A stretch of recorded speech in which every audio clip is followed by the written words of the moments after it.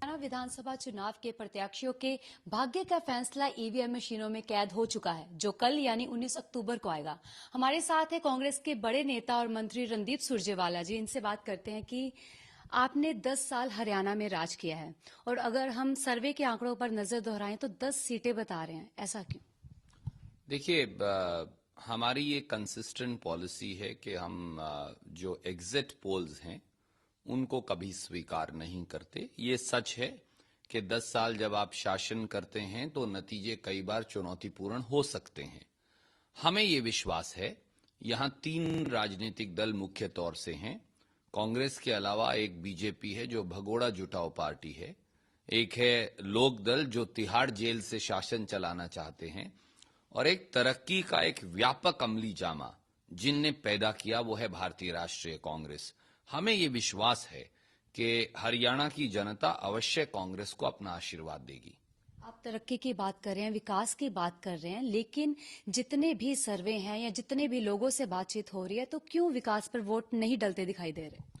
देखिए, 19 तारीख को जब तक निर्णय नहीं आ जाता, इस पर शायद विश्लेषण अभी उचित नहीं, पर मैं आपको एक उदाहरण आपके दर्शकों को दूं। बीजेपी और लोकदल की सरकार 2004-05 में गई।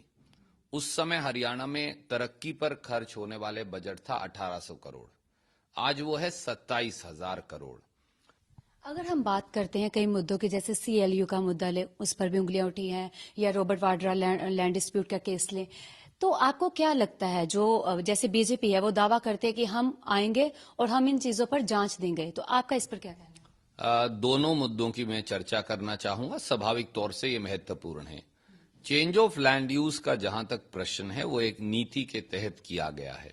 अगर कुछ गलत हुआ है, मुख्यमंत्री जी ही विभाग के मंत्री हैं, तो बार बार हरियाणा के मुख्यमंत्री ने कहा है कि आप कोर्ट क्यों नहीं जाते। 10 साल से वो ये मुद्दा उठा रहे हैं, वो अदालत भी क्यों नहीं गए, उन्होंने क्यों अदालत के माध्यम से प्राथमिकी एफआईआर दर्ज क्यों नहीं करवाई।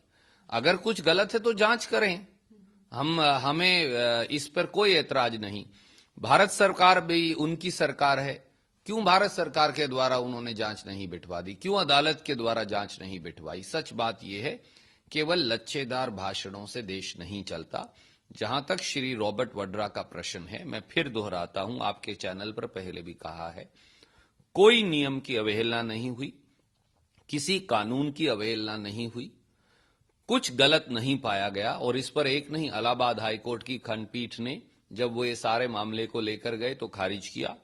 फिर सुप्रीम कोर्ट में गए, सुप्रीम कोर्ट ने कुछ गलत नहीं पाया और फिर खारिज किया। दिल्ली हाईकोर्ट ने खारिज किया। जब 3-3 अदालतों की, देश की सुप्रीम कोर्ट की मोहर लग गई तो मुद्दा बचा ही कहां। ठीक है, आप ये कह रहे हैं कि घिनौनी साजिश है। रणदीप जी, आखिरी सवाल की, जैसे केंद्र में 10 साल कांग्रेस रही, लेकिन मोदी की एक हवा मानी गई कि चली और 44 सीटों में सिमट कर रह गई कांग्रेस। हरियाणा में भी 10 साल चली है, तो आपको लगता है कि इस बार मोदी की हवा कांग्रेस और इनेलो को बहा के ले जा सकती है? देखिए, मुझे ये लगता है कि मोदी जी के सारी लच्छेदार भाषण और बातें हवा हवाई हो चुकी। हरियाणा कृषि प्रधान प्रदेश है, यहां धान की 1509 और 1121 किस्म का धान जो था, कांग्रेस शासन और सोनिया जी के शासन में 4400 और 4800 रुपए क्विंटल बिकता था। मोदी जी की निर्यात नीतियों के विरोधाभास के चलते वो इस साल 2000 से 2400 रुपए बिका है।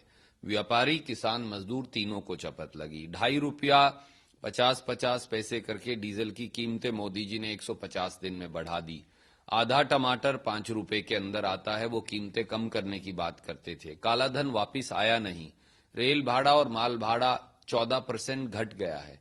तो मोदी जी के वायदे पूरे हुए कहां? कम से कम वो ये बताएं तो सही।